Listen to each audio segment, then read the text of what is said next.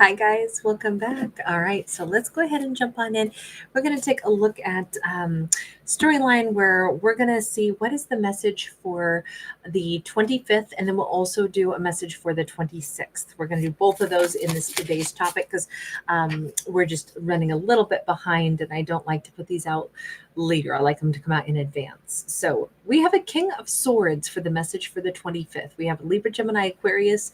We see this divine masculine who seems to be fighting the good fight over here. It seems like he's noticing something that's really important to him. He's taking care of his bird first and foremost, but we see him like just as hawk-eyed. I feel like his guide is powerful and he really listens closely. His guide is telling him everything he needs to hear, and he's really genuinely listening, or he's looking. Six of Pentacles. He's very intuitive on the 25th. This King of Swords knows like something has caught his eye for a reason. Someone or something that he wants to give to, that he feels is right for him, right for himself. It's like his guides have nudged him to pay attention and he is listening. We have a 10 of Pentacles. We have a Knight of Swords. Oh gosh, it's only a matter of time before he comes down from that snowy mountain peak and hops on that motorcycle and rides directly toward his kind of like his happily ever after. I feel like he's being so moved to um he's been aloof. He's been up on a mountain. This could be somebody who tends to spend a lot of time alone, but he's moved to notice the beauty that's in front of him, or notice somebody in his environment that he would want to give to him that he already knows. It's like this intuitive hit that tells him that's where I belong. That's my happiness. Now, he may have been doing a little bit of research. He might have been paying attention to somebody. He might have been spying on somebody. He might have been noticing an individual already. And it's like, okay, why do I keep looking at him or her? Oh, because that's where I want to be. It seems like it's impulsive, but I think he's ready to go. He realizes this is where his 10 of Pentacles is. This is who he wants to grow old with. This is who he wants to have, a treasure trove of memories with. This is the person that also, I'm wondering if she is kind of his lighthouse. If there's something here about like this person feels sacred to him, feels like home to him, feels like this is who he wants to protect and who he knows will protect him as well. And I kind of feel like protect him from loneliness, or protect him from being somebody who stays aloof or stays too far away. He knows where he wants to be. Now, wherever he's headed could be either maybe this person lives in the desert and he's going to travel to get to that person, or maybe he just simply, this is like his journey. We have a Knight of Wands. He is very happy about this, and so is, if he has a dog, man, this puppy dog is just absolutely as happy as a clam. It's like, Papa's taken me just the place we're supposed to go. I like this journey. He seems like it's all about the loyalty. I mean, the Knight of Wands is not necessarily known for loyalty. Usually our knights are our action takers, but sometimes they're not ready to settle down. But that's not the case here. What it is here is that we have this king who needed to take the correct action. So when a king shifts gears and becomes a knight, it's because they have seen where they need to go. They haven't arrived yet, but they're in transit. And so he is literally traveling. And I don't know if he's picking up a dog along the way. I don't know what this is. Is this a gift to her? He's headed toward the Hermit. I don't know. This is so weird, but I almost feel like this is the same doggy that we have maybe over here. I don't know why I feel like he's bringing her a dog. I mean, I think it's wonderful. I mean, what could be better than him saying, hi, I want to raise a dog with you. The dog is a symbol of loyalty. They're our best friend. And oh my God, it's so true. Dogs are just the best. They're so special. But I'm wondering if it's that this is him saying, I'm here to stay. I want to be here. I want to show loyalty. I want to have this forever. I mean, that's what all of this is about. He knows where he wants to be permanently. I feel like she is somehow the hermit. She could be a Virgo. She could be somebody who's got a, in this case, she's got like a tattoo along her abdomen. Also, she may have born children. There's like maybe some scarring or striation on the other side of the abdomen. That's just a very specific side note. Doesn't have to be. Um, she may be very spiritual. She looks, normally a hermit's journey can be lonely because, it's like I'm on the dark night of the soul, or I'm on this, wounded healer's journey and I'm trying to sort myself out. But in this storyline, it looks like she's more just like somebody who's really grounded and peaceful. She may be very intuitive. That could be just why her abdomen is more highlighted. What is it that your guides are telling you on the 25th about her? I mean, other than, God, she's your empress, and here she is pregnant. So there is something about the belly. Maybe he's hoping to have a baby with her. Maybe that's why it's like, let's have a baby dog together first. I really want long term. I want to prove to her that I want long term. I don't want to go anywhere. I don't want to leave. I want to be right there with her. She's my empress. The universe or the guides have shown him this, have like nudged him to look her way. What is the, let me try to frame this question properly. The fact that the guides have shown him this, let me just ask, like, how did they show him this? I could have framed that question better, but the Magician and the Page of Pentacles. There's something here. Notice we have the serpent, and this is the year of the snake that we're moving into. That comes up, on the 29th. They have been wanting to manifest for a long time everything that she actually already is. With this Page of Pentacles, I said, how did the universe, or how did the guides help him to see this is your empress? And it's like, it still is mysterious somehow, but he has wanted to manifest either meeting someone like her or being with somebody like her for a really long time. Now, I could also say that maybe she, in her, you notice her eyes are always closed and she's always meditating. His eyes are always open.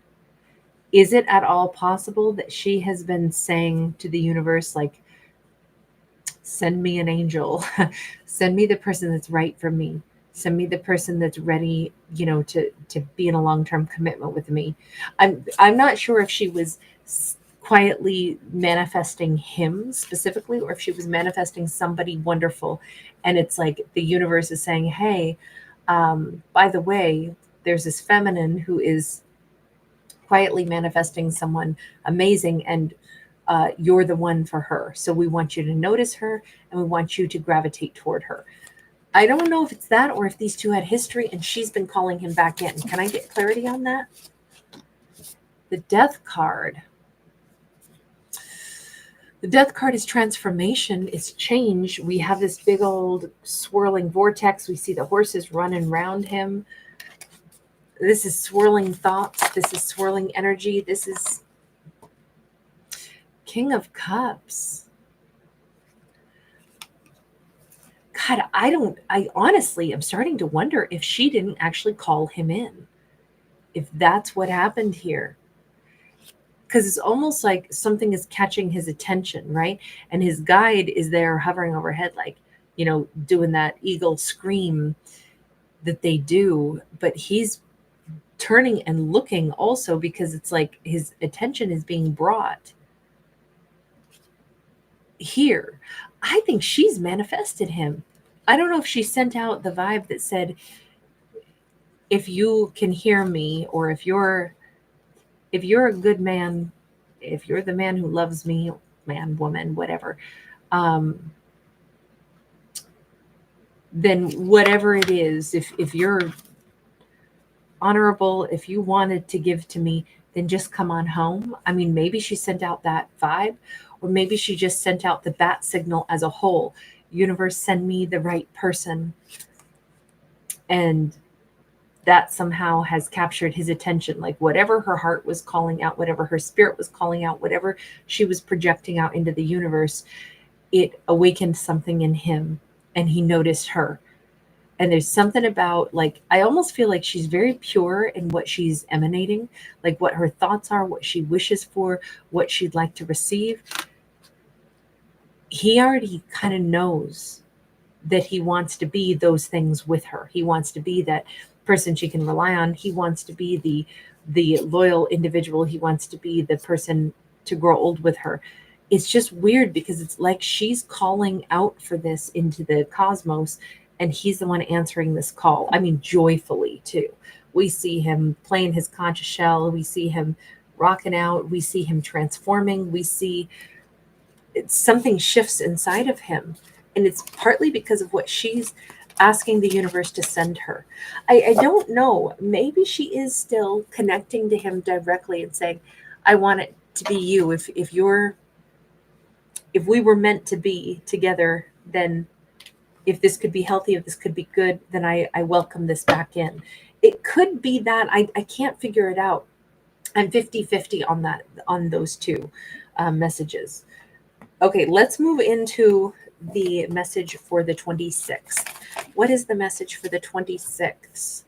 We have got the 7 of Pentacles and we have a 4 of Coins.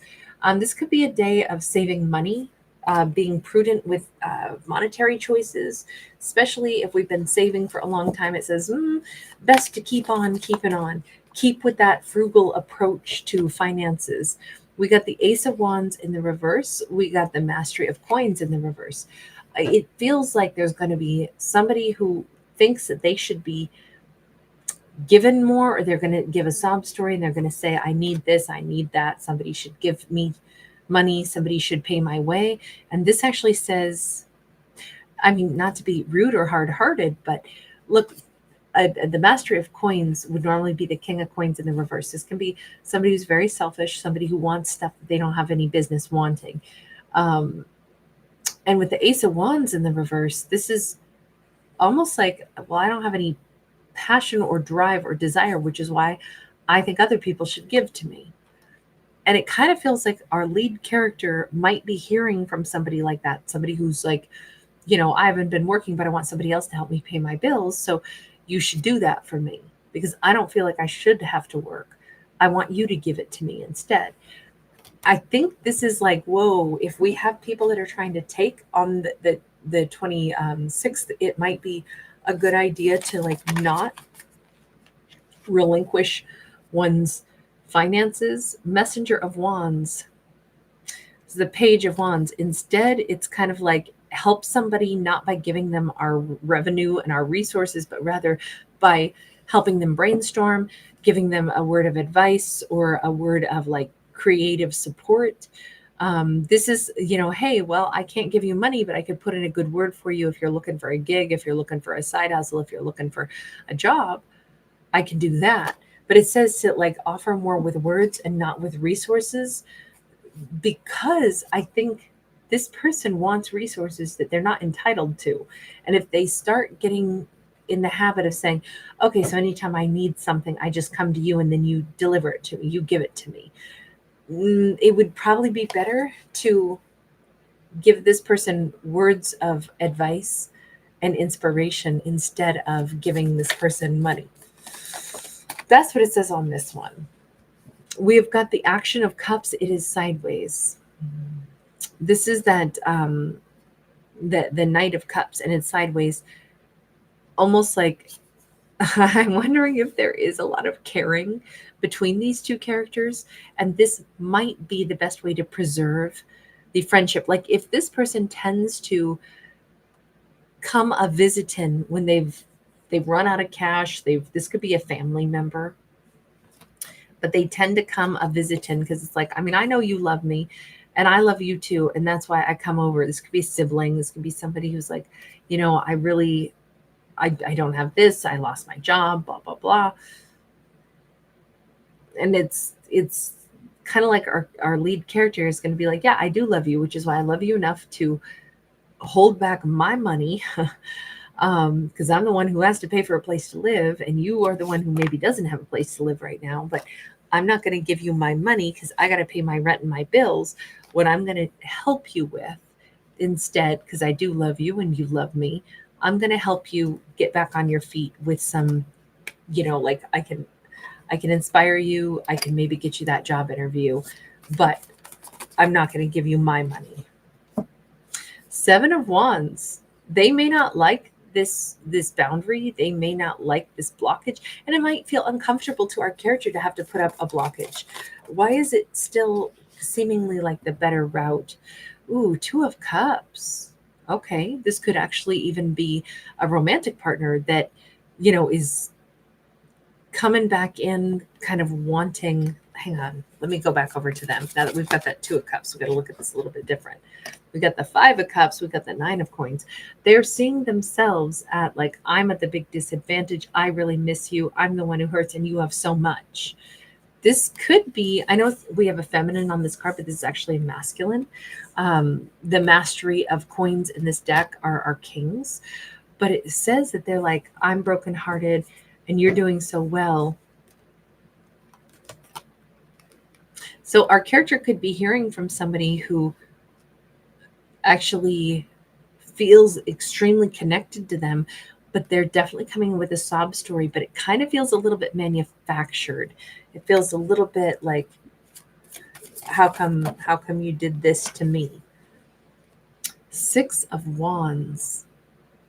I think regardless of how this storyline goes, I still think that